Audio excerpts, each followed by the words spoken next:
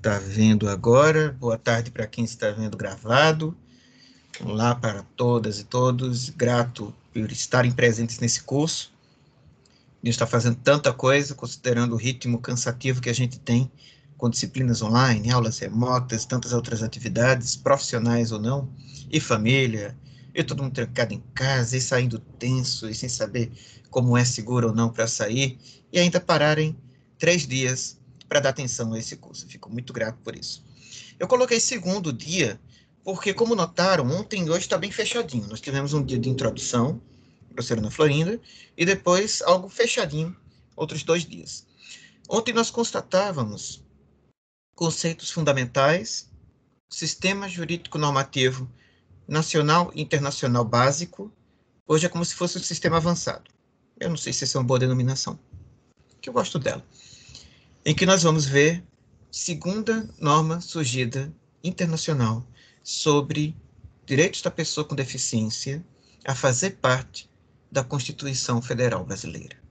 Se ela já desde 88 protege bastante sobre direitos fundamentais, é uma Constituição que traz princípios inclusivos para a interpretação de qualquer campo do nosso cotidiano jurídico, nós temos isso ampliado de modo fantástico com a inserção dos parágrafos 3º e 4º no artigo 5º.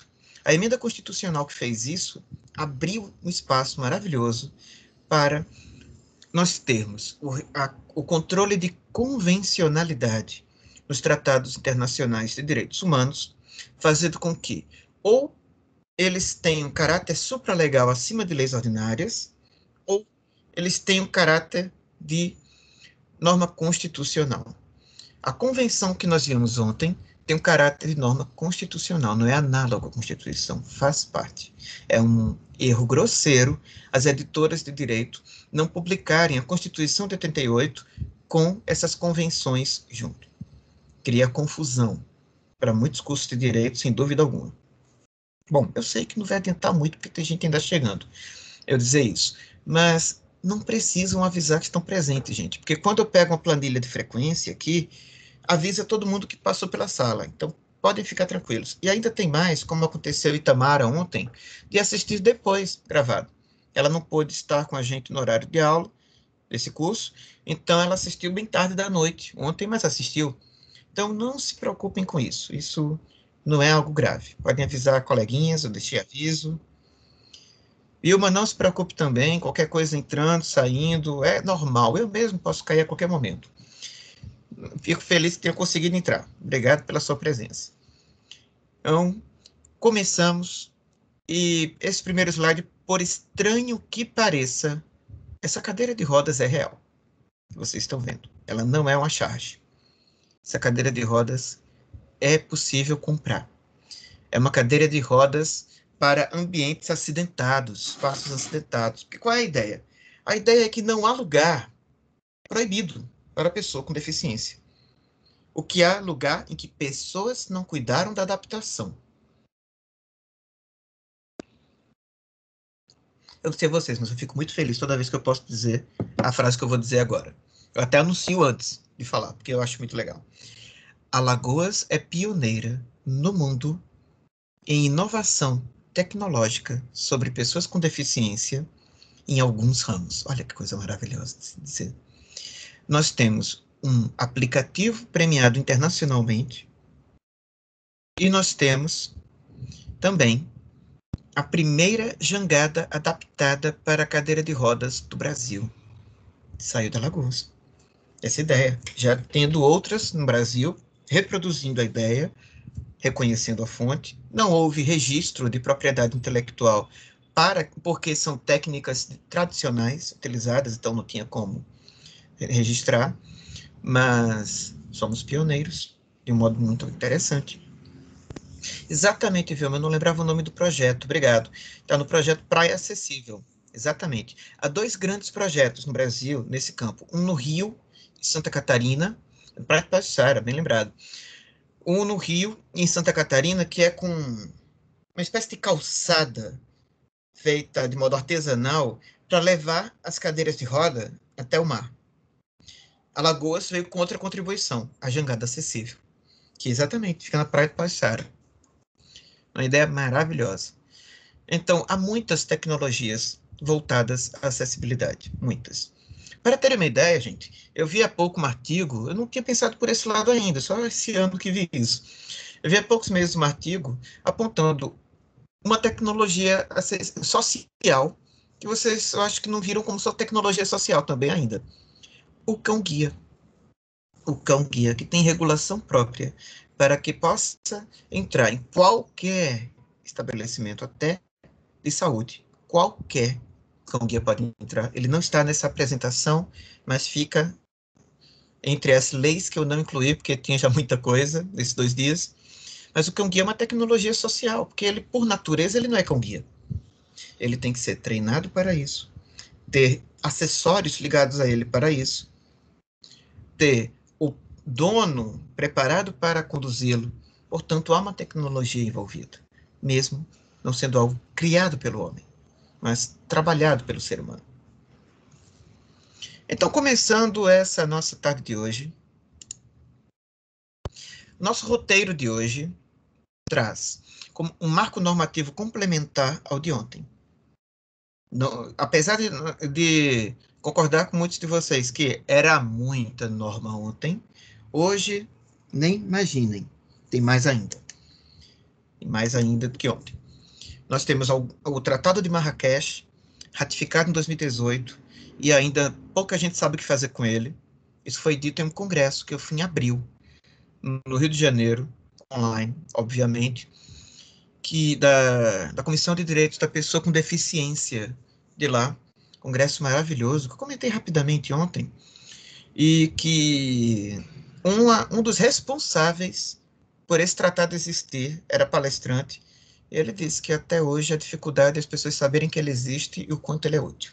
Vamos ver isso hoje. Senão ele não é lei acessória, ele é norma constitucional. Ele foi aprovado com 2 votações por maioria absoluta na Câmara e mesmo procedimento constitucional no Senado, o que faz norma constitucional. O Tratado de Direitos Humanos, que passa por esse processo legislativo, torna-se norma constitucional. Se não passar por esse processo legislativo, mas passar pelo Congresso Nacional, será norma supralegal, abaixo da Constituição, acima das outras leis ordinárias. Então, temos esse cuidado de técnica e de hermenêutica constitucional para estar sempre alertas. Bom, teremos algumas políticas públicas, por isso o artigo que fechava a apresentação de ontem. Fique tranquilo quem não conseguiu ler o artigo, não tem problema não, lê depois, não se preocupe com isso, porque eu traduzi, eu peguei expressões dele, a legislação dele, e eu coloquei nessa apresentação aqui, como um guia de leitura. Então, não se preocupe quem não tiver lido, vai ficar tudo bem. E as políticas públicas que estão naquele artigo, bem como outras, também vou abordar. Assim como eu vou abordar também umas dicas para como interpretar, analisar, estudar políticas públicas. Como meu doutorado é todo voltado a políticas públicas, já paguei acho que 5, ou foram 4 ou foram 5 disciplinas com políticas públicas no nome, então fico bastante alerta hoje em dia para políticas públicas. Mas vamos conversar mais sobre isso. Perto do fim, vamos lidar com adaptações comportamentais nossas, coisas que nós podemos fazer, nada complexas. Não estou aqui para puxar a orelha de ninguém.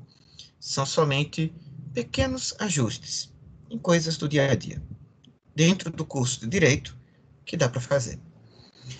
E, por fim, contatos em redes antissociais e alguns eventos que estão abertos que podem participar. Começando pelo Tratado de Marrakech. Gente, como eu lembrei agora que houve gente que não conseguia ler a apresentação enquanto eu passava ontem, então eu vou mandar logo ela pelo chat, porque quem tiver dificuldade pode acompanhar pelo chat. Lembrei agora dessa observação. Então, vou mandar essa apresentação logo para prevenir. James, essa cadeira Acho que em guerra deve ter gente com ela. Essa cadeira. Até eu quis andar com ela já. Cadeira, eu gostei dela. Quando eu usei ela numa palestra, um slide, juro, eu peguei no Google Imagens achando que era brincadeira. Hoje, hoje eu botei ela no Google Imagens para ver de onde saía, para ver a fonte. E estava lá, tá vendo? Claro que no Brasil é preciso importar, deve ser bem cara, mas deve fazer um efeito. Deve dar para se exibir um bocado, quem precisar usá-lo. Tratado de Marrakech. Fica promulgado o Tratado de Marrakech para facilitar o acesso a obras publicadas às pessoas cegas, com deficiência visual ou com outras dificuldades para ter acesso ao texto impresso, firmado em 2013, ratificado no Brasil só em 2018. Boa parte do mundo já falava desse tratado, quando finalmente o Brasil conseguiu a ratificação por aqui. Meio triste, meio triste. Nós somos normalmente retardatários sobre tratados de direitos humanos. Ah, não vou avançar. Não vou, porque aqui tem algumas coisas para observar. Vejam bem, há uma revista que publicou um conjunto de artigos muito interessantes em espanhol, que essa revista, eu não me lembro de qual país é, pegaram um especialista de cada país da América do Sul, menos Brasil, porque não tinha ratificado ainda, para falar sobre esse tratado, o impacto sobre o mercado editorial nesses países. Percebam, pessoa cega, com deficiência visual ou outras dificuldades, está cobrindo dislexia, daltonismo, baixa visão, vista cansada, várias outras condições que, a princípio, não estariam regulamentadas. Nós temos essa condição maravilhosa. Pensem nisso. O conceito que nós trabalhamos ontem, a pessoa com deficiência não depende da regulação dizendo fulaninho tem deficiência. Não. É a partir de barreiras caso a caso que podemos ter. Então, além dos casos óbvios, cegueira, surdez, paraplegia, tetraplegia, síndrome de Down, entre outras questões, nós temos vários casos que, comprovadas as barreiras, já estão protegidos. Por quê? Porque estamos falando de direitos fundamentais. Logo, são normas auto-aplicáveis, que não dependem de regulação posterior. Basta haver violação ao direito de alguém. Então, esse caráter de norma constitucional assegura não depender para a efetividade de nenhuma outra norma. O direito à educação, à cultura, à leitura, são direitos assegurados na Constituição Federal. Então, isso que assegura o Tratado de Marrakech já é auto-aplicável. Aí os considerandos do tratado, antes do artigo 1º, lembrem sempre disso. Quem ainda não viu direito internacional e está aqui, tenha isso em mente quando lê tratados nessa disciplina, tanto no público quanto no privado. Cuidado. O que estiver antes não está lido em feito. O que estiver antes é princípio, é critério de interpretação ou princípio, as duas coisas. Cuidado com isso. Por isso eu trouxe 3 dos considerandos dessa norma. Tive um alerta da minha internet aqui, com um símbolo aqui de alerta do lado. Não aparece para vocês, mas apareceu para mim. Se então alguma coisa acontecer, eu travar para vocês, me avisem, ou eu cair, eu volto. Mas a gravação não é interrompida. Podem ficar tranquilos. Vamos ler 3 dos considerandos, os 3 que eu selecionei. Recordando os princípios da não discriminação, da igualdade de oportunidades, da acessibilidade e da participação e inclusão plena e efetiva na sociedade, proclamados na Declaração Universal dos Direitos Humanos e na Convenção dos Direitos da Pessoa com Deficiência, gente, isso é maior do que aparenta. Esse considerando que eu li agora, se traduz em mostrar que os 3 tratados internacionais de direitos humanos, esse e os 2 que ele cita, estão conectados de modo indivisível. Isso é muito importante. Porque se houver qualquer aparente omissão, eu não precisarei de outra lei ser feita, nem de emenda à Constituição ser feita. Basta eu ler essas duas outras normas. Reconhecendo a necessidade de se manter um equilíbrio entre a proteção efetiva dos direitos dos autores. Lembrem que é um tratado sobre o acesso a livros quando há dificuldades no livro impresso. Reconhecendo a necessidade de se manter um equilíbrio entre a proteção efetiva dos direitos dos autores, ela não deixa de existir, e o interesse público mais amplo, em especial no que diz respeito à educação, pesquisa e acesso à informação, e que esse equilíbrio deve facilitar as pessoas com deficiência visual ou com outras dificuldades para ter acesso ao texto impresso, o acesso efetivo e tempestivo às obras, alegou necessidade educacional, dançou direito autoral. Simples assim. Simples assim. Toda obra passa a ter a necessidade de ter uma versão acessível digital para compensar dificuldades de acessibilidade na versão impressa. Os custos editoriais disso ainda são algo que merece novos debates, com certeza. As adaptações das editoras merecem novos debates. Porém, com essa nossa pandemia maldita que está acelerando e-books por todos os lados, talvez essa adaptação seja acelerada. Não sei se é otimismo meu, mas vamos torcer, quem sabe. Terceiro, considerando, reconhecendo tanto a importância do papel dos titulares de direitos, olha só, não depende da editora só, tem dos autores, em tornar suas obras acessíveis a pessoas com deficiência visual ou com outras dificuldades para ter acesso ao texto impresso, como a importância de limitações e seções adequadas para tornar as obras acessíveis às pessoas, em particular quando o mercado é incapaz de prover. Se o mercado editorial não prover e o autor autorizar, não interessa o contrato dele, já está valendo. Por isso que desde o ano passado eu comecei a trabalhar com a editora do SESMAC a publicação em versões acessíveis dos meus livros. Então a gente vai ter até a próxima semana o livro de metodologia em PDF, mais acessível para as pessoas lerem de modo digital, e depois também virá o livro que escrevi sobre Pontes de Miranda, também publicado pela editora do SESMAC. Terão maior acessibilidade. PDF não é tão bom quanto o DOC, mas há programas que podem resolver. Artigo 2º. Para os efeitos do presente tratado... Eu pulei alguma coisa? Será? Deixa eu ver. Não pulei. Obras não é significam, porque gramaticalmente a gente só teria o plural no significa se houvesse artigo antes. E como obra está com aspas, indica uma expressão singular. E eu estou defendendo o tratado, não seria nem erro meu, mas tudo bem. Vou defender o coitado. Obras significa as obras literárias e artísticas, no sentido do artigo 2.1 da Convenção de Berna sobre obras literárias e artísticas, em forma de texto, notação ou ilustrações conexas, que tenham sido publicadas ou tornadas disponíveis publicamente por qualquer meio.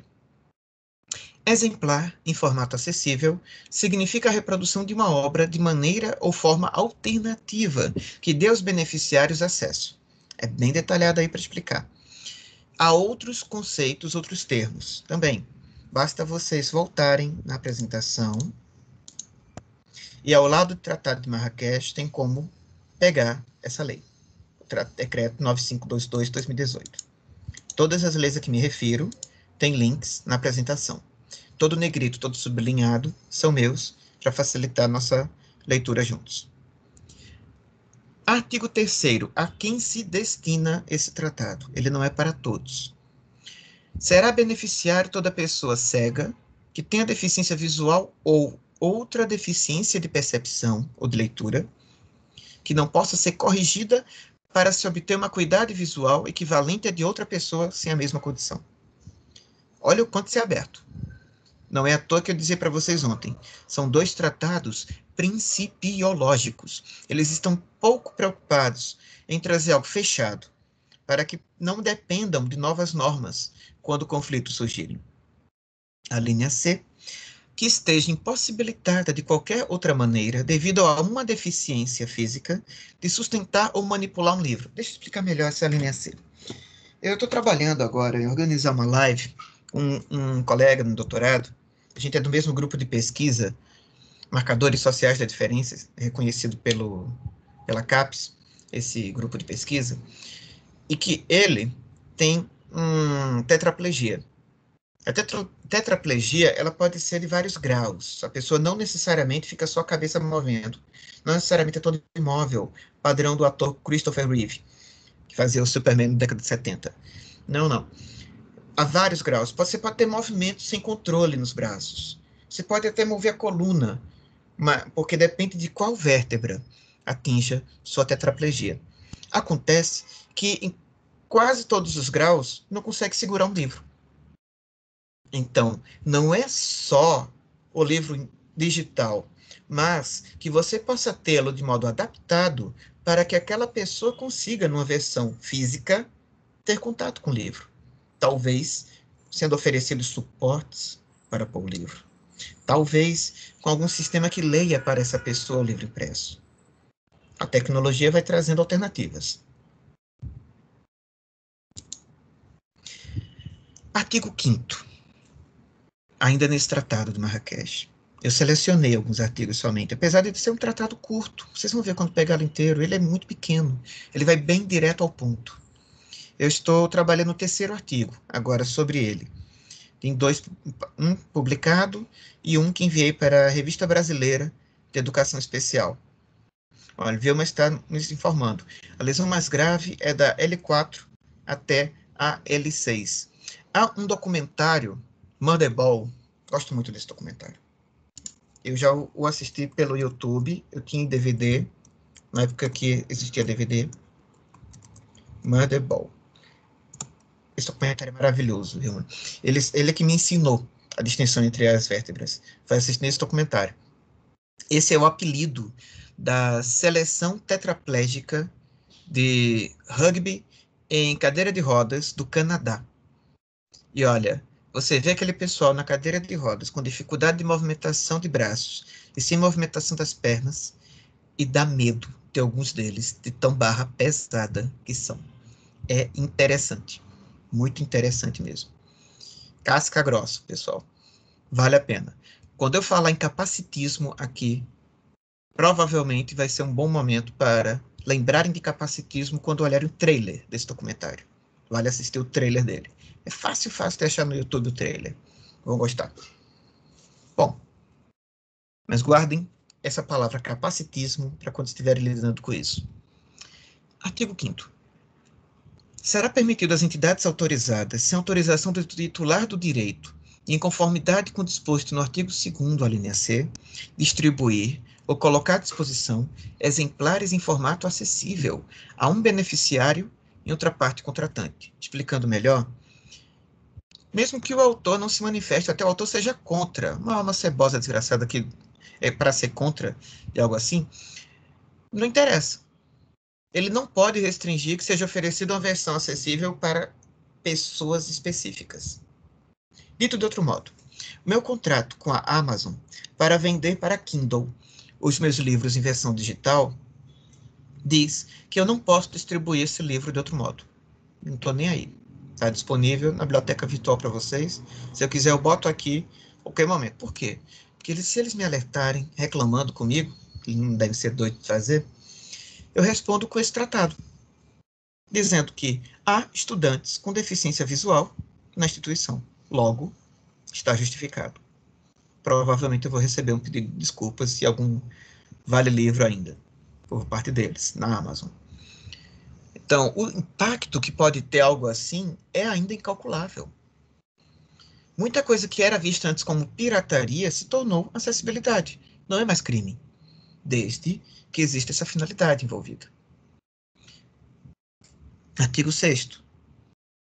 Para não ficar cansativo, eu não estou lendo tudo dos textos para vocês, mas o que permite entender o tratado. Importação de exemplares em formato acessível. Na medida em que a legislação nacional de uma parte contratante permita que um beneficiário, alguém agindo em seu nome, ou uma entidade autorizada, produza um exemplar em formato acessível, a legislação nacional dessa parte contratante permitirá também que eles possam importar um exemplar.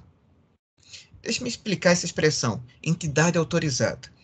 A EduFal, o Instituto Dorina Novil, são duas entidades que produzem livros em braille. Muitas outras produzem livros em formato acessível digital. Para as duas modalidades, não precisam de autorização do autor, sendo alegada acessibilidade para isso. Não precisam de autorização do autor. Artigo 7º. As partes contratantes adotarão medidas adequadas que sejam necessárias para assegurar que, quando estabeleçam proteção legal adequada e recursos jurídicos efetivos contra a neutralização de medidas tecnológicas efetivas, essa proteção legal não impeça que beneficiários desfrutem de limitações e exceções do tratado. Dito de outro modo, alegando acessibilidade, sendo comprovada a necessidade do leitor, da leitora, não podem criar limitações para o acesso àquela obra. Portanto, em um momento em que o Brasil debate uma tributação sobre livros, alegando o Tratado de Marrakech, pode-se derrubar uma proposta assim, pelos impedimentos que podem ser criados, considerando as imunidades tributárias que a pessoa com deficiência já tem. É um debate interessante para trabalhos acadêmicos na área jurídica. Examinar as duas coisas. Tem até um amigo tributarista que, agora que eu toquei nesse assunto e quer estudar a reforma tributária proposta pelo ministro da Economia, vou sugerir para escrever sobre isso. Gostei da ideia. Eu começo agora a lidar, gente, com aquele artigo que encerrava a apresentação de ontem. Repito, não se preocupe quem não conseguiu ler ou quem leu só o começo, o resumo, tá tudo bem. Porque eu vou explicá-lo. Eu peguei aqui adaptado da apresentação que eu usei no CONINTER, no Congresso Internacional Interdisciplinar, onde eu apresentei esse artigo no ano passado. E que eu vou falar desse evento no fim dessa apresentação. Já dou esse spoiler para vocês. Bom, dentro das políticas públicas tem várias etapas. Eu trouxe uma classificação bem simples de etapas. Pode ser visto com mais, até 5 etapas. Mas essas já explicam e permitem muitos estudos de vocês. Formulação, quando essa política ainda está em discussão para ser formulada, como ela é um projeto de lei, quando ela está em votação, em discussão no Congresso. Implementação, quando passou da etapa de projeto de lei, se tornou lei, mas ainda são necessárias mudanças sociais para que ela surta efeitos. E formação de agenda. Quando haveria depois alguma outra, falo já. Quando nós temos as medidas que serão adotadas dentro daquela política pública. Depois viria o que? A avaliação, obviamente, que é de tempos em tempos, por audiência pública, por sessões parlamentares no Congresso Nacional, por eventos acadêmicos que possam produzir documentos, uma carta de não sei qual evento, é enviado para o Congresso, é enviado para o Poder Executivo, municipal, estadual ou federal. São procedimentos de avaliação de políticas públicas. No CONINTER, eu tive um outro artigo em parceria com 2 colegas de doutorado sobre uma audiência pública da OAB, daqui, sobre violência obstétrica, como um exemplo de avaliação de políticas públicas. Nós lidávamos com a formulação de agenda, ou como o pessoal que estuda políticas públicas gosta, agenda setting, para lidar com políticas para a pessoa com deficiência, e lidando com a violência obstétrica, foi um segundo artigo que nós trabalhamos lá. Bom, então, segundo um artigo de 2 autores, que estão nas referências do meu artigo, a prática de agenda setting, ou formulação de agenda dentro de uma política pública aprovada, consiste em um conjunto de rotinas que constituem um processo de influência, mobilização e coerção de tomada de decisões. Dito de outro modo, É um momento em que você diz, olha, tá vendo essa lei aqui? Essa lei não fala de certo serviço, de certo produto, de certa campanha, de certa ação pública. Olha como é que vai ser feito. Esse é o momento de formar agenda. Um exemplo para nós aqui. Nós tivemos, aprovado há alguns anos, a política dos direitos da pessoa que faça parte do espectro autista. No ano passado, ou esse ano, perdão, foi esse ano, já ia errado.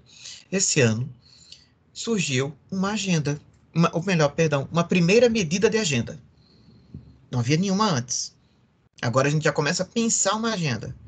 Surgiu a carteira de identificação da pessoa que faz parte do transtorno do espectro autista. Por que não falar da pessoa autista? Primeiro que está na norma, seria a saída legalista mais fácil, mas não é suficiente. Mas porque assim como quando eu falei em tetraplegia, ao falar em autismo, há vários graus também. Vários graus. Alguns filmes com boas intenções, mas interpretando mal ou com má pesquisa, como Rain Man, trouxeram que todo autista seria um certo tipo. Sem, em algum momento, vendo o papel. Se é um filme que quer transmitir uma mensagem, tem que estudar para transmitir bem a mensagem. Motherball é bem didático, mas tudo bem, é um documentário. Rain Man, com Dustin Hoffman e Tom Cruise, quer ter uma mensagem ali de que a humanidade faz sentido, de que é possível fazer coisas boas. É um filme bonito, mas pode ter prestado um desserviço para a compreensão na época que foi lançado sobre pessoas que têm o transtorno do espectro autista.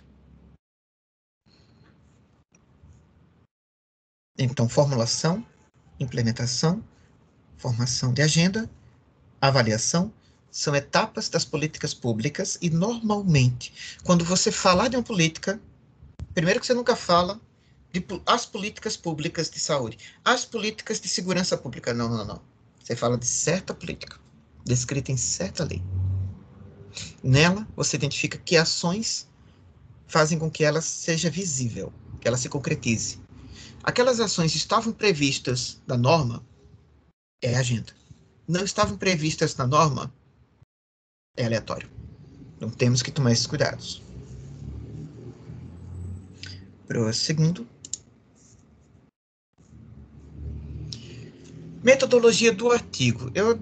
Quero dizer para vocês isso que pode ajudar muita gente escrevendo. De repente você tem um trabalho que fez para uma disciplina e pode ser bacana mandar para um congresso, mas você não sabe como fazer.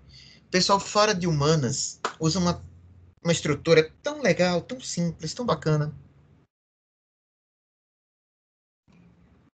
E para não ser injusto, em algumas áreas de ciências humanas também, às vezes adotam.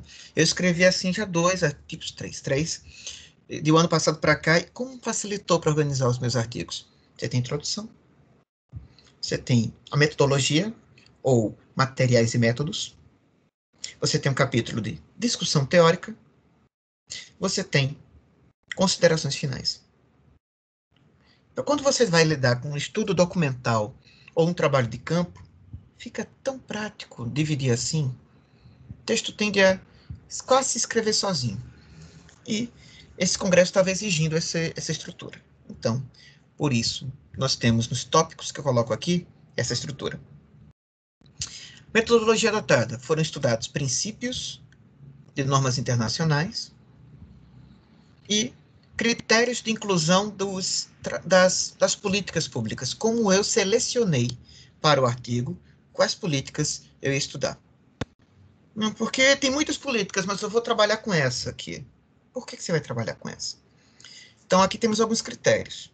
Quando eu fui estudá-las para escrever esse artigo para esse congresso, eu escolhi com início após a Constituição de 88. Por quê? Devido à norma do artigo 5º, parágrafos 3º e 4º, fazerem esses 2 tratados serem princípios. Eu precisava de uma Constituição que permitisse tratados de direitos humanos serem norma constitucional. Também eu precisava de políticas que atingissem pessoas com deficiência visual direta ou indiretamente. Por quê? Porque o Tratado de Marrakech é para esse público. Que continuam vigentes em 2018. Por que vigentes em 2018? Ali não se confundirem quanto à área temática. Que continuassem vigentes em 2018. Por que logo esse ano? Porque apesar do Tratado de Marrakech ser de 2013, ele foi ratificado nesse ano no Brasil. Não dependência de algum dos diversos conselhos extintos. No começo do governo Bolsonaro, alguns conselhos nacionais de direitos foram extintos. Se alguma política dependesse de um desses conselhos, como era um artigo que eu estava trabalhando no ano passado, havia dúvidas ainda se a política ia ser interrompida, junto com o fim do conselho. Então, eu precisava só de políticas que não fossem dependentes dessa condição política concreta, já efetivada. O Conselho Nacional de Direitos da Pessoa com Deficiência continuou funcionando. Então, qualquer política ligada diretamente à pessoa com deficiência estaria tudo bem. Pois bem, dentro disso, eu escolhi a política de audiodescrição, entre um dos elementos. Essa política de audiodescrição, quem lê o artigo ou for ler depois, pode achar que o texto está um pouco irritado. E está. Eu até tive que fazer ajustes, porque estava mais irritado antes. Porque é irritante a política de audiodescrição. Afinal, foi exigido, no ano 2000, um prazo para efetivar medidas de audiodescrição em aparelhos culturais. O que são aparelhos culturais? Cinemas, teatros, casas de shows, qualquer evento com oferta de serviços auditivos, visuais ou audiovisuais. Não cumpriram o prazo, que fizeram um decreto ampliando o prazo. Não cumpriram, fizeram uma portaria ampliando o prazo. Não cumpriram, veio outra portaria ampliando o prazo. Não cumpriram, veio uma outra portaria suspendendo qualquer prazo. Aí virou palhaçada. O que nós temos nisso? Nós temos, eu vou ler, é um trecho do artigo aqui, perdão. A Lei Brasileira de Inclusão prevê a obrigatoriedade de audiodescrição em aparelhos culturais e mídias diversas, portanto, qualquer um pode cobrar, que é norma constitucional. Porém, a efetividade dessa lei foi prejudicada pelas prorrogações, fazendo com que apenas a programação de TV, ainda assim de modo parcial, tenha o closed caption. Você pode ligar em TVs esse serviço para ter legenda automática. Só que além da legenda automática, ela é automática porque foi escrita antes para aquele serviço. Então ela fica mais problemática quando são programas ao vivo. Logo, nas horas de programação que a legislação exige, as TVs colocaram para programas gravados, filmes. O filme já é legendado, já cobriu. Pois é, a pessoa foi esperto. O sistema mostra legendas do que está sendo falado na TV, voltado para pessoas com deficiência auditiva, que estejam em lugares públicos ou estrangeiros, com dificuldade para acompanhar outro idioma. Veja que coisa bonita. O filme Laços, da Turma da Mônica, foi lançado com atraso. Adiaram o lançamento, por quê? Porque Maurício de Souza Produções só aceitava lançar em qualquer estado do Brasil versão com descrição, com audiodescrição do que aparecesse no filme. Porque o closed caption são legendas. A audiodescrição é mais. Um carro capotou. Além do canal de áudio normal, você teria, para pessoas cegas, o serviço de audiodescrição dizendo que o modelo tal, tendo fulano, fulano, fulano, virou 3 vezes, saiu da estrada, caiu agora caiu pelo desfiladeiro, pegou fogo na parte da frente. As pessoas que estavam na frente do carro conseguiram sair.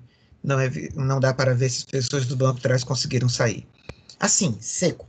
Não é narração de jogo de futebol. Seco. E baixinho. Porque aquela pessoa tá lá com o som normal do filme, mas com um canalzinho que tá informando para ela isso. O cinema Arte Pajussara sempre tem sessões assim.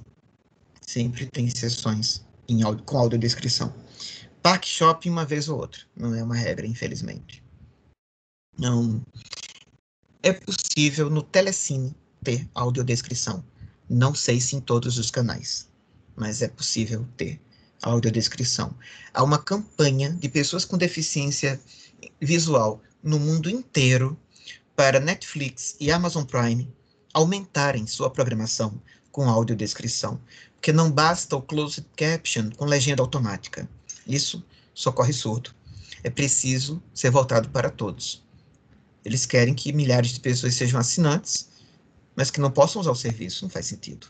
Não. A Netflix se orgulha de ter um percentual de sua programação, mas eles usam esse percentual com base na programação em inglês. Não usam para cada país. E isso é necessário ser feito. Então, prosseguindo. Outra política, o benefício de prestação continuada dentro da Lei Orgânica da Assistência Social, também conhecida como LOAS. A pessoa com deficiência, infelizmente, ela é objeto da Seguridade Social apenas como dependente do Estado para a sobrevivência, com um valor que o Estado deve pagar equivalente a um salário mínimo à pessoa com deficiência que comprovar não poder se manter nem ser sustentada pela família. A renda per capita inferior a 1/4 do salário mínimo. Ou seja, é para famílias miseráveis. Não são famílias pobres.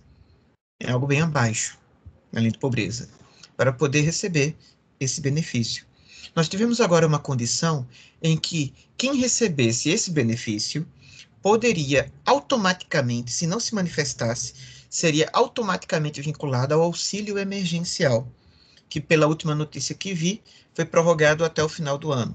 Se eu estiver errado, me corrijam, por favor, no chat, mas eu vi rapidamente a notícia que a semana andou pesada para eu me atualizar bem. Estão começando a ser divulgadas algumas políticas do segundo semestre. Agora, e pelo que entendi, ele teve essa. E ainda assim, há problemas de cadastro muito graves. E ainda outro problema, viu, é bem mais grave do que você descreveu, porque, veja bem, se eu tiver mais de uma pessoa com deficiência na família, na mesma casa, debaixo do mesmo teto, só recebe um BPC. Ou seja, medicamentos costumam ser maior número. Equipamentos costumam ser maior número. E mesmo assim, só vai receber um BPC. Não vai ter por pessoa com deficiência. Infelizmente, isso tem sido mantido pelos TRFs. Terceira política no artigo, mobilidade urbana. Descrita na lei que está linkada para vocês, a Lei 12.587, uma ilustre desconhecida do direito, que quando aparece em uma aula de direito urbanístico em direito ambiental, mas que é uma lei fundamental. Que todo o nosso espaço urbano depende disso. A definição de acessibilidade nessa lei apenas se refere, no artigo 4º, inciso 3º, à ausência de obstáculos para veículos e pessoas transitarem. A acessibilidade, apesar de ser uma lei de 2012, não guarda nenhuma afinidade com o conceito de acessibilidade que antes já existia pela ABNT, regulado no Brasil. Além disso, ainda há apenas uma menção à acessibilidade universal como um dos princípios da política, sem qualquer efetividade possível na lei. E ter ambiente seguro e acessível como direito na hora de usar o Sistema Nacional de Mobilidade Urbana. No restante da mesma lei, há diversas menções à linguagem acessível, acesso e circulação às vias, o que mostra que não há uniformidade no significado das expressões usadas. É uma lei que destoa do sentido de acessibilidade trazido pela Convenção das Pessoas com Deficiência. Como essa convenção é posterior, nós vamos entender que há dois sentidos de acessibilidade na política de mobilidade urbana. O sentido do direito de trânsito que ela traz e o sentido da Convenção dos Direitos da Pessoa com Deficiência. Educação. Em educação, nós poderíamos abordar várias políticas possíveis. O acesso à escola, a vedação, a possibilidade de não matricular crianças. O meu amigo Gabriel, que eu mencionava ontem, ele dizia, Sérgio, Na minha adolescência, em alguns momentos eu me sentia um marginal. Eu podia dizer para as pessoas, foi proibido de entrar em 6 escolas e expulso de 3. Iam ficar achando que eu estava depredando a escola com a minha cadeira de rodas. Mas não, estava impedindo por ele ter a cadeira de rodas. Temos algumas escolas, públicas e particulares em Alagoas, que acabaram ainda bem com essas vedações por completo. Mas outras, infelizmente, ainda só por mandato de segurança, para poder matricular filhos. É um mercado amplo para advogar em direitos da pessoa com deficiência. Normalmente, pelo menos toda vez que algum entrevistado meu no Brasil respondia a pergunta se já advogou defendendo pessoas com deficiência, era essa a condição. Eu confesso a vocês que eu achava que apareceria mais cota para concurso. E não, não foi. Foi essa a condição mais comum. Aqui em Alagoas também é o que mais aparece na ADEFAL, desde que eu participei da implantação há alguns anos do balcão de atendimento jurídico da ADEFAL. De lá até hoje, que já tem mais de 15 anos, que infelizmente é o que é mais comum.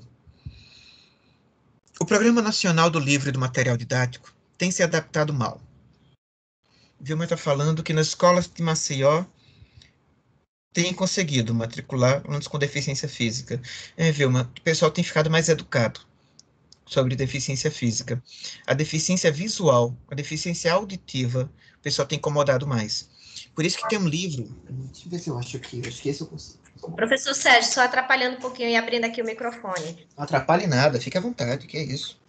A dificuldade que a gente encontra mais para uma criança cadeirante na rede de ensino de Maceió é quando a escola fica em prédio que é alugado, prédio privado, né? Porque o que acontece? A gente não pode usar a verba pública de acessibilidade para nenhuma alteração física no patrimônio que não é o público.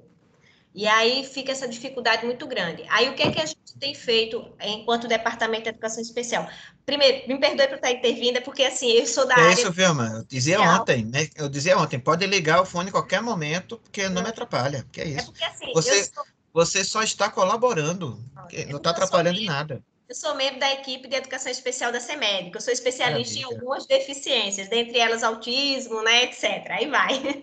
E aí, No a final gente... dessa apresentação de hoje, então, quando eu falar sobre possibilidades de publicação, espero que você faça parte dessas possibilidades. Oh, vai ser uma honra, então. Aí bem, professor, então assim, aí a gente não pode levar a verba pública para um prédio privado, né? Aí o que é que a gente tem feito? Quando acontece de uma criança, principalmente do ensino fundamental, estar matriculada numa escola onde a gente não vai ter condição nenhuma para que ela consiga transitar bem em todos os espaços da escola, a gente tenta todas as possibilidades. Se a sala de aula estiver no local mais difícil, a gente troca a sala de aula, a gente faz todo um manejo. Não conseguindo, extrapolando todas as possibilidades, aí a gente busca, junto com a família, uma escola que fique mais prática para essa família levar a criança. Como as escolas, até o momento, né? Como as escolas que ficavam longe das residências dessas crianças, como muitas crianças estavam ficando em escolas que eram longe das suas residências, até então estava disponibilizado um ônibus. E aí a gente tem na rede de Maceió 9 ônibus acessíveis, que esse ônibus serve para as crianças com cadeira de rodas, né? Que são as paradadas cerebrais e as demais. E aí o que acontece? Então a gente busca colocar essa criança em um local que sirva de polo para que as outras crianças também tenham essa facilidade desse ônibus, porque esse ônibus pega no local marcado para levar para a escola e pega na escola e devolve para o local marcado. E aí a gente tem essa condição melhor. E eu gostei disso, com flexibilidade sobre o local. Que coisa boa. Exatamente. Então, a gente busca isso junto com o Departamento de Educação Especial, porque lá somos 13 técnicos, onde nós somos responsáveis, cada um é responsável por um X de escolas, uma quantidade X de escolas, mas a equipe toda interage. E a depender da situação e da deficiência, do tipo da complexidade da deficiência, alguns de nós somos drenados junto com a outra colega para resolver mediar aquela situação da devida colega técnica, né?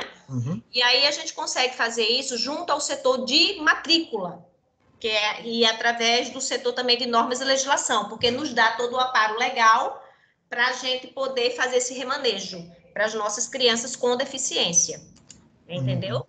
E agora também o importante é o seguinte, professor Sérgio, é que a gente também só pode conseguir com facilidade se a escola pretendida tiver realmente a disponibilidade de vaga, porque dentro do processo de inclusão, a criança com deficiência, ela é uma criança vista como qualquer outra criança dentro do número de alunos para aquela turma.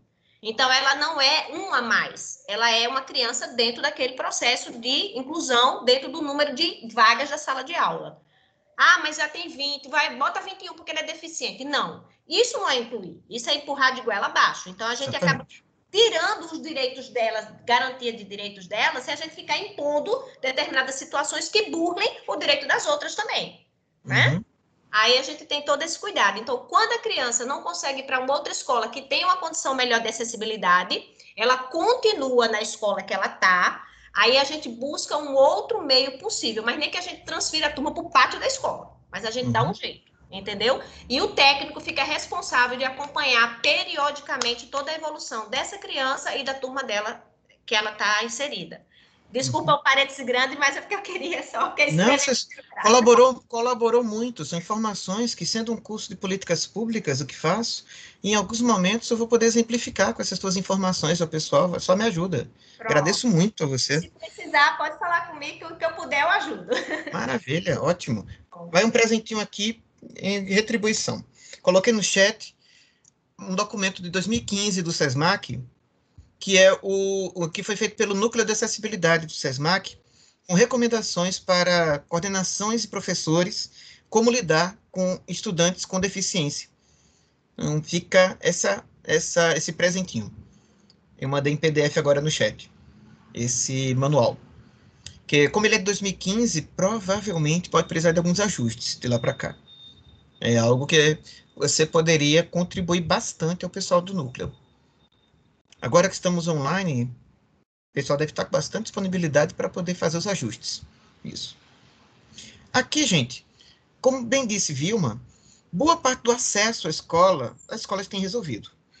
Infelizmente, não para toda forma de deficiência. Como ela bem informou, para deficiências físicas, há uma adaptação bem grande. Isso já foi bastante publicado. Tem aqui um livro, que é um livro já clássico, da Martha Russell, Beyond Ramps, infelizmente não foi traduzido para o português, Para Além das Rampas, Deficiência no Fim do Contrato Social, que virou um princípio nos debates de movimentos de pessoas com deficiência, afirmando que as políticas não podem ser só fazer rampa nas regras da BNT. Tem muito mais para garantir acessibilidade.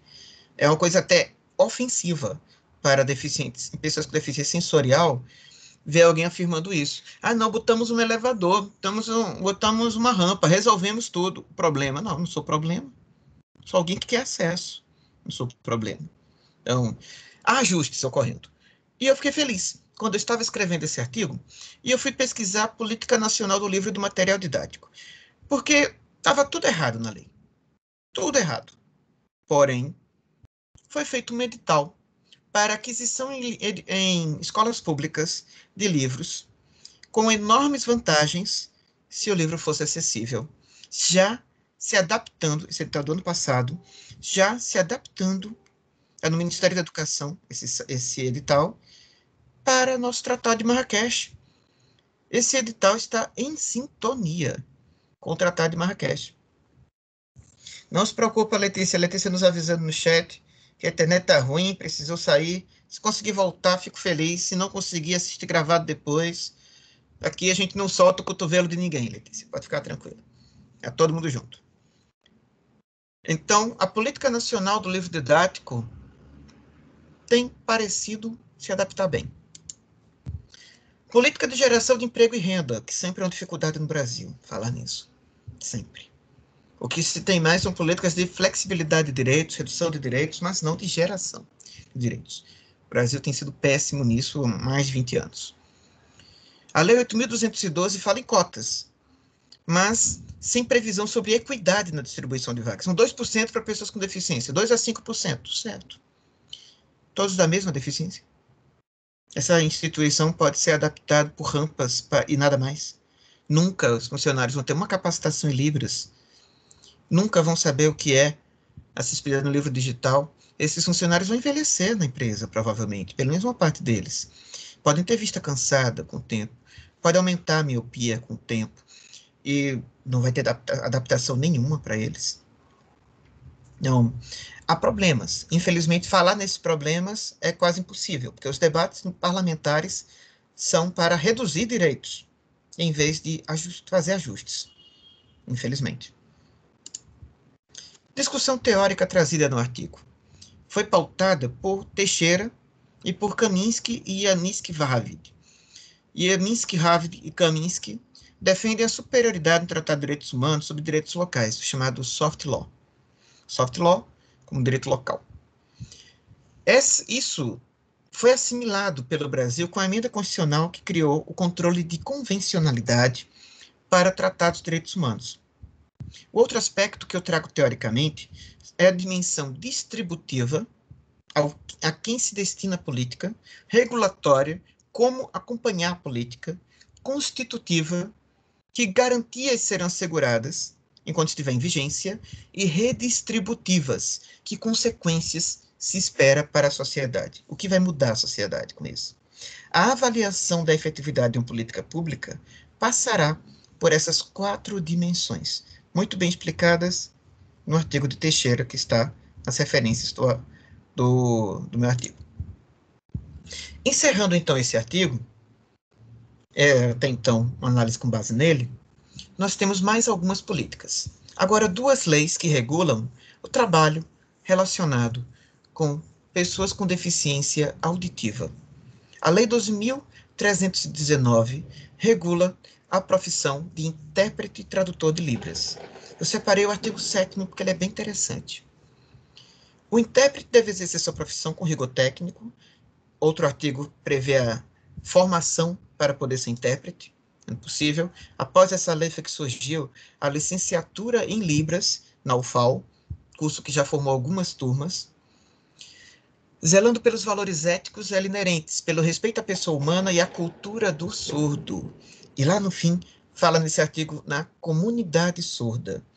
A surdez, mais do que a deficiência visual e outras deficiências em geral, ela tem um aspecto antropológico muito forte. As comunidades de surdos se comunicam muito, são integradas, com hábitos próprios, na efetivação da sua linguagem. Então, é preciso respeitar as particularidades da comunidade surda, assim como a legislação brasileira respeita as particularidades da cultura quilombola, da cultura indígena e de comunidades afrodescendentes em geral. Nós temos aqui mais um grupo cultural protegido por lei. O que parece ser só uma lei trabalhista para regular uma profissão vai muito mais fundo. Mas, leia o inciso 2º comigo, por gentileza. Deve exercer sua profissão com zelo inerente pela atuação livre de preconceitos de origem, raça, credo, idade, sexo, orientação sexual. Vocês devem ter visto, né, que numa live dela, Marília Mendonça, ela já voltou atrás, não vamos ser injustos. Ela pediu desculpas, disse que estava aprendendo, que falou besteira, quando ela fez uma piada grosseira com pessoas trans em uma live dela. Por essa lei, o intérprete de Libras dela podia, naquele momento, interromper a tradução. Naquele momento. Podia fazer sinal para ela dizendo, estou fora. Falo isso não. Por quê? Porque o intérprete será, em parte, responsável, já que o que ele faz não é simplesmente dizer o que fulano disse. Como toda tradução, por isso é intérprete, toda tradução é uma versão, é uma interpretação. Se ele não pode dizer de modo totalmente diferente, que seria antiético, ele pode se recusar, naquele momento, a fazer parte. Não vimos casos assim ainda acontecendo, mas é um direito que tem, sem qualquer problema na sua prática profissional. Nenhum problema. Há limites de horas no exercício. Então, você vai ter um evento que é dia inteiro e vai ter intérprete de Libras, fala com ele, para trazer mais outros, para poderem se alternar. Porque depois de cerca de 2 horas, não consegue mais fazer. o cérebro cansa. Não consegue mais fazer a tradução para Libras. Estou para organizar uma live, e a live vai durar o tempo que o intérprete que nós vamos conseguir gratuito, porque a gente não tem verba para pagar. Eu tenho alguém que está aceitando ser intérprete gratuito para essa live. Vamos fazer... A duração da live vai depender do tempo de trabalho desse intérprete. Se ele pudesse, que trabalhava o dia inteiro, uma coisa de um mutante, como intérprete de Libras, a gente tinha o dia inteiro de evento. Lei 10.436 de 2002. É ela que diz que Libras é língua oficial brasileira. Nós temos 2 línguas oficiais no Brasil: português e Libras. Isso está descrito nessa lei. Não só a obrigação da criança surda ser alfabetizada em língua portuguesa, como também a obrigação de que seja oferecido para ela a oportunidade do aprendizado de Libras. Agora, a tão comentada por nós desde ontem, Política Nacional de Proteção dos Direitos da Pessoa com Transtorno do Espectro Autista. Ela existe desde a Lei 12.764, de 2012, mas ela só teve primeiro sinal de efetividade nesse ano. 8 anos sem conseguir surtir efeitos. É absurdo? É. Mas ainda bem que surgiu. Devido a termos tido agora 13.977, que é uma lei que institui a carteira. Aqui nós temos, da lei anterior, o conceito. Agora nós temos a CIPTEA, Carteira de Identificação da Pessoa com Transtorno do Espectro Autista. Como vai ser? Quem emite a carteira? Qual o órgão possível? Paciência. Ainda vai ter que surgir alguém falando sobre isso.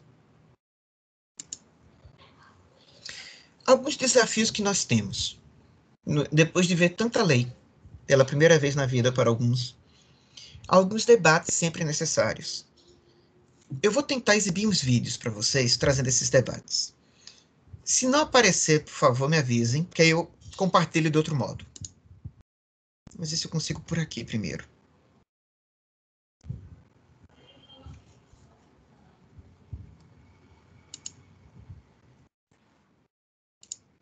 Vocês ouviram alguém falando agora?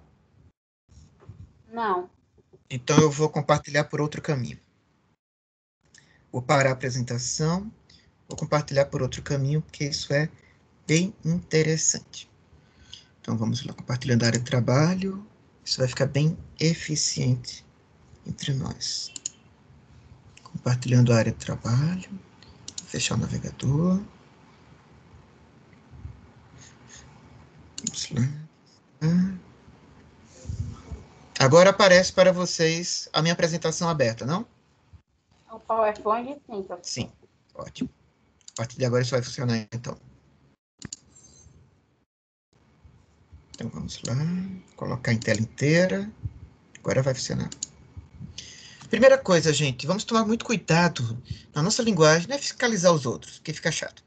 Mas tomar cuidado na nossa linguagem com procedimentos capacitistas. Vamos ver um exemplo?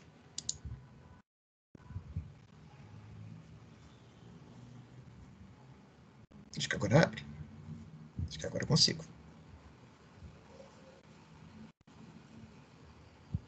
Incluir áudio. Apareceu o Instagram? Sim, apareceu. Dica do Tetra contra o capacitismo. Essa noiva linda que vocês estão vendo aqui, gente, ó, ela é minha esposa, tá? Ela não é guerreira, anja, iluminada, porque ela tá comigo não, gente. É só minha esposa, tá? Fica a dica, viu? Dica do Tetra. Já foi bem de dica do Tetra. Esse advogado, Tiago Elton, ele tem um perfil muito interessante. Vou mostrar depois para vocês o perfil dele. Capacitismo, gente, é nós termos a limitação da pessoa com deficiência à deficiência, ser rotulada, interpretada por completo a partir dos seus limites. Isso tem produzido debates muito sérios. Isso tem evitado poder recepcionar essas pessoas como parte ativa de debates sobre a própria condição. Procurando, como no exemplo que eu mostrava da minha avó ontem, alguém que falasse em nome. Eu fui num evento com a Rosinha da DEFAL, um congresso de assistência social que aconteceu em Maceió, e fomos pegar os crachás para o evento, e a pessoa na organização, para preencher o crachá, perguntou para mim, qual é o nome dela? Disse, Rosinha, tá perguntando teu nome. Você disse que é Rosinha, o nome dela é Rosinha. Aí a pessoa perguntou, ela é de alguma instituição? Rosinha, essa pessoa aqui tá achando que é outra língua, tá ficando engraçado isso. Vamos brincar com ela, vamos, ela não tá ligando mesmo, ela ignora nós dois. Diga aí que eu sou da ADEFAL. Certo? Ela disse que é da ADEFAL, certo. A pessoa tinha um capacitismo tão profundo em sua mente que não percebeu nem a gente tirando onda.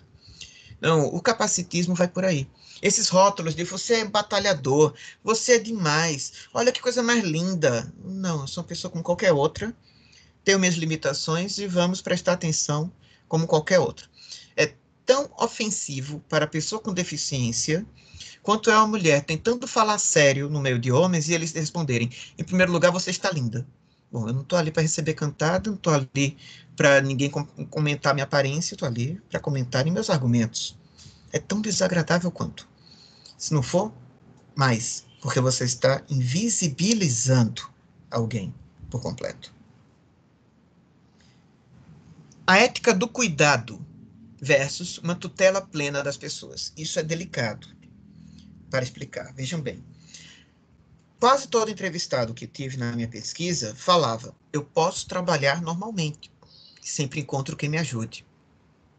Se eu, tendo uma deficiência, posso fazer minha atividade, mas eu tenho pessoas que colaboram naquilo que eu tenho limitações, é uma quebra de barreira atitudinal, colaborando para que tudo ande bem.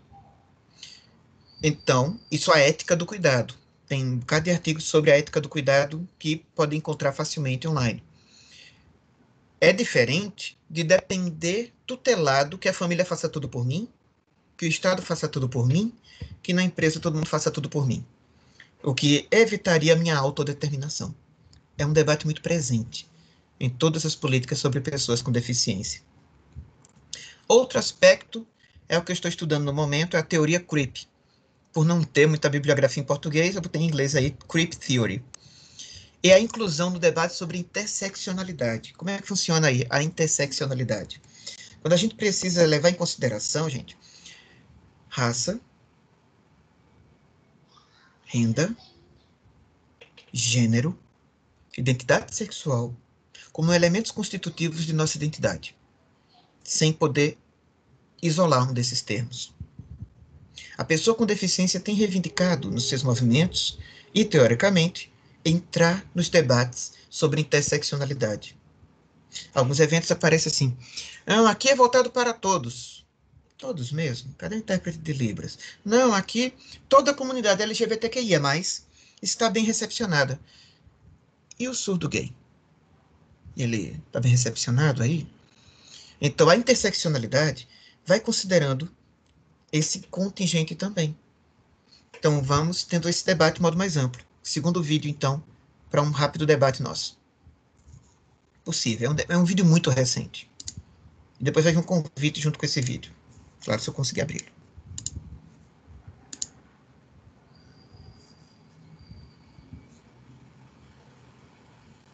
Lá vai. Nós recebemos a notícia de que o canal Sexy Hot vai liberar filmes pornográficos com audiodescrição para homens cegos e com baixa visão. E aí, depois disso, gente, os comentários que surgiram, vocês não têm nem noção, extremamente machistas e capacitistas. Eu pergunto a vocês, qual é a opinião das mulheres cegas sobre esse assunto? Vamos ver? Audiodescrição dos comentários feitos no vídeo. O pior não é ser cego, e sim escutar esta voz de GPS narrando esta coisa broxante. Pior que isso é só ser cega mesmo. Espero que não seja pecado rir disso. Deu para bater uma de olhos fechados aqui. Parabéns aos envolvidos. Se a gente for para olhar a pornografia no âmbito do feminismo, nós sabemos que ela é extremamente violenta com todas as mulheres, porque a pornografia submete a mulher num papel de submissão. Bom, se a gente olha as pesquisas, 76% de pessoas que veem pornografia são compostas pelo universo masculino, sendo que 58% desses são de classe média. Uma pesquisa realizada na Universidade... Me perdoem por não exibir o vídeo inteiro do canal, mas eu vou exibir depois qual é esse perfil, mas apenas para nós podermos ter o que é um debate com interseccionalidade, incluindo a pessoa com deficiência. por exemplo, esse debate. Esse canal não, a pessoa que estava falando agora vai ter uma live dela, hoje à noite, abordando isso, às 9 da noite. Depois eu mostro para vocês como achar essa live. O direito à visibilidade. As cotas passam por isso. A representatividade audiovisual em novelas, filmes, séries passam por isso. Ora, se a pessoa com deficiência faz parte da sociedade, por que uma série que procura ser representativa de toda a sociedade não tem ninguém com deficiência? É algo a se pensar às vezes. Quando procura-se dar acesso à representatividade, pode parecer um mundo perfeito, um mundo sem deficiências, um mundo sem limitações. Esse mundo não existe. Então, se não é uma ficção científica, um mundo de fantasia mágico, químico, é preciso ter atenção para essas questões também. Um outro vídeo nosso aqui é para começarmos a dar atenção a como nós podemos nos adaptar. Depois desses debates, vocês já poderem acompanhar, sei que estamos nos nossos últimos minutos, mais uns 2 minutinhos eu encerro aqui. Então, se eu estourar nosso tempo, espero que possam me acompanhar. Bom, aqui, para quem organiza eventos dentro do curso de Direito, para os trabalhos que vocês têm quando colocam fotos em um seminário, uma tabela, vejam como o perfil no Facebook da senadora Mara Gabrilli coloca. Temos aí, para descrição da imagem, para cego ver, para todos verem. Foto de perfil da senadora. Mara está sentada em sua cadeira e uma mesa de comissão do Senado Federal. Ao lado direito da imagem, texto em branco. Novo Fundeb, eu apoio. Isso é você ter o cuidado de ter audiodescrição sobre seus conteúdos. Se eu colocar alguma imagem numa palestra minha voltada a esse tema, eu seria hipócrita se eu não fizesse isso. Eu tenho que explicar o que está na imagem. Custa nada. Você tem uma foto de uma praia, quer dizer, agora eu estou mostrando a praia tal. Pronto, acabei de fazer audiodescrição. Nenhuma imagem, em nenhuma situação, dispensa explicação. Nenhuma tabela, nenhum elemento gráfico em trabalho acadêmico dispensa explicação. Porém, com noções de acessibilidade, nós passamos a, além de comentar aquela imagem, aquele produto gráfico no trabalho acadêmico, também incluir para cego ver, ou então incluir para todos verem, como uma legenda. Como uma legenda. Vamos ver isso em apresentações agora por um instante? Vocês estão me vendo. Eu me apresentando em um evento sobre acessibilidade, ou evento qualquer. Afinal, a pessoa com deficiência não vai falar nem se preocupar só com acessibilidade. Ela vive com tudo da vida. Eu me apresento para vocês, então, eu diria assim na primeira aula. Boa tarde, a gente começa às 5 horas, né? Boa tarde. Boa tarde, meu nome é Sérgio, eu tenho barba, eu tenho calvície, o meu cabelo é castanho, minha barba é grisalha, uso um fone por fora da minha orelha, uma camisa preta estampada, tenho no ambiente uma estante branca de metal, com livros e com objetos de decoração. E por trás, por vezes aparece um guarda-roupa e alguns quadros. Pronto. Não dói nada fazer isso. Posso incluir detalhes de joia que use, de olhos serem claros? Posso. Alguém pode estar se perguntando agora, Sérgio, mas tu não está falando para cego? Acontece o seguinte, a pessoa pode ter perda da visão mais tarde e saber o que são cores. Saber distinguir formas, tudo bem. Além disso, essa pessoa vai ter como informar com quem ela falou, quem ela ouviu. Então, eu estava numa palestra do Sérgio. Quem é Sérgio? Sérgio Coutinho, lá, professor do SESMAC. Certo, mas ele, não lembro como é que ele é. O cego vai poder dizer. Ele participa de nossa comunicação. Então, trazer essas informações, mesmo para um cego de nascença, faz sentido e é respeitoso. No congresso que eu estava do Rio, adorei que todos os palestrantes tomaram esse cuidado. Vamos ver isso na prática com outra situação? Vou clicar na imagem do lado.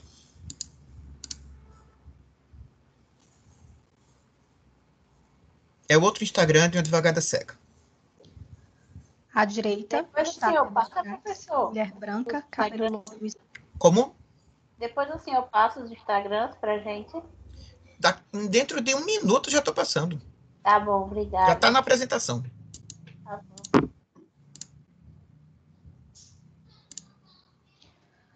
À direita está Débora Prates, mulher branca, cabelo loiro escuro ondulado, veste blusa com manga preta, com detalhe branco na gola, está com óculos escuro, brinco de argola, batom vermelho. Atrás dela, uma parede branca.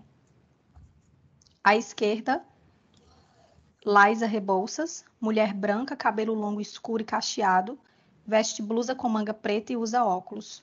Atrás dela, uma parede branca. Não dói nada. Não dói nada fazer isso. Agora eu vou compartilhar de novo a apresentação do jeito que eu estava compartilhando antes, porque eu acho mais confortável para a gente se ver. Então, eu vou colocar aqui para um último slide que eu quero mostrar para vocês.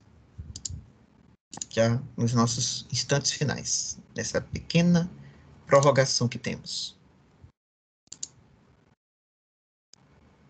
Vejam que coisa que nós temos agora. Atenção, instantes. Compartilhando, lá vai. Estou feliz que não caí em nenhum momento até agora. Até medo de cair só porque eu falei. Mas até agora não houve queda. Até agora estamos indo bem. Avançando nos slides. Olha aqui que coisa bacana. Vocês clicando nessas imagens, vocês terão acesso a esses 6 perfis de Instagram muito interessantes. A Maíra, que terá essa live hoje à noite, considerando a pornografia e capacitismo. Seu direito, inclusive, o Gabriel, que eu falava ontem para vocês, que foi entrevistado e pessoa fantástica fazendo lives todos os dias. Tem um projeto para todos verem, de outra advogada cega. Débora Prats, que não me respondeu ainda, mandei e-mail para ela pedindo entrevista para minha pesquisa, vou implorar mais um pouquinho. A Clarinha, uma escritora muito interessante, com paralisia cerebral, que eu falava para vocês ontem, que tem legendas nos vídeos dela, mas não deixa de expressar por isso. Tiago, que não desperdiçou uma oportunidade de mostrar a esposa dele, como homem apaixonado que é, com dicas diárias em vídeo, sendo ele tetraplégico. Ele tem as dicas do tetra diariamente. Isso é ativo demais. Por fim, pessoal, ficam aqui 2 dicas de eventos. Essa semana, por esses dias, 29 e 30, a Clarinha é organizadora de um evento. O Congresso Online de Empoderamento e Práticas Inclusivas. Genética não é destino, um evento que é gratuito. Clicando no cartaz, vocês terão acesso ao site do evento.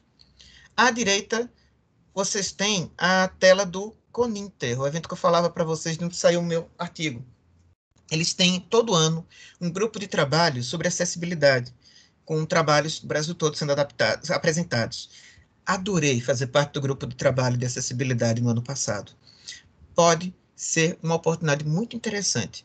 Afinal, como podem escrever até outubro ainda, um resumo para enviar e ser aprovado, dão 30 dias para entrega do artigo completo, dá para produzir um texto bacana, nas regras de lá que são bem simples, de organização, sobre algo que chame a atenção de vocês, relativo à acessibilidade. Um texto que será publicado depois em Anais de Congresso Internacional, ocorrido no Rio de Janeiro, sem ter que sair de casa para fazer isso. E eles publicam rápido. Pouco tempo depois, provavelmente mesmo ano, já estará online. No meu caso, foi em 2 meses depois, os anais já estavam disponíveis com todos os artigos enviados. Então, temos aqui 2 eventos bem interessantes. Um pode trazer maiores informações, um aprofundamento, o da Clarinha, e depois, quem estiver inspirada, pode ser em grupo, não precisa ser individual, escrever um artigo para o Coninter. Oportunidades bem interessantes que vão surgindo. Afinal, quase tudo que se fala nessa área se torna original, porque estamos lidando com uma população com quem ninguém se importa, mas que são mais de 25% da população e merecem nossa atenção. Muito obrigado por vocês terem me dado a atenção de vocês nesse tempo até agora. É uma gentileza muito grande que me fazem estar presentes aqui, nesse momento, ou assistindo depois, com esse curso estando gravado. Quem puder mandar imagens capturadas de tela para eu montar bem bonito para o Instagram do curso, uma imagem de nosso curso, agradeço muito, porque eu faço a montagem ainda hoje, no editor de fotos. Quem quiser mais leituras, mais informações de algum ponto comentado, pode falar comigo por e-mail, pode falar comigo pelo chat do Teams também. Fico bem à disposição de vocês para isso. Olha, já começou a aparecer a imagem. Jameson é rapidinho, já mandou. Um monte de gente aqui se comunicando, pessoas muito fofas, agradecendo. Eu que agradeço vocês por isso. Agora eu vou deixar essa apresentação disponível aqui para vocês. Logo que eu conseguir. Não consegui agora. Vou ser mais um pouquinho só. Quero terminar de gravar quando eu conseguir fazer isso. É porque, eu não sei se vocês sabem, mas quando a gente está administrando uma aula no Teams, as mensagens cobrem o campo para poder enviar coisas ou escrever. Então, demorei um pouquinho por isso. Eu já mandei, não foi a apresentação para vocês? Mandei, lembrei agora. Mandei a apresentação no chat, está bem antes do pessoal que está agora sendo grato aqui. Mas o que acontece é o seguinte, gente, tudo que é enviado de arquivo no chat, vocês encontram na seção arquivos, também dentro da sala. Então, fica disponível também assim para vocês. Pessoal, mais uma vez, sou muito grato pelo nosso contato nesses dias. Muito obrigado a quem pôde estar nesses 3 dias do curso. Nós tivemos uma boa noite para todos e todas vocês. Bom restante de semana. Onde pode mandar as fotos? Cíntia está perguntando. Me manda por e-mail, pode mandar pelo chat, por onde você ficar mais à vontade, Cíntia. Assim como Cíntia, quem mais tiver fotinhas para mandar, agradeço. O caminho que vocês conseguirem enviar. Então, vou agora encerrar nossa gravação. Parando de gravar.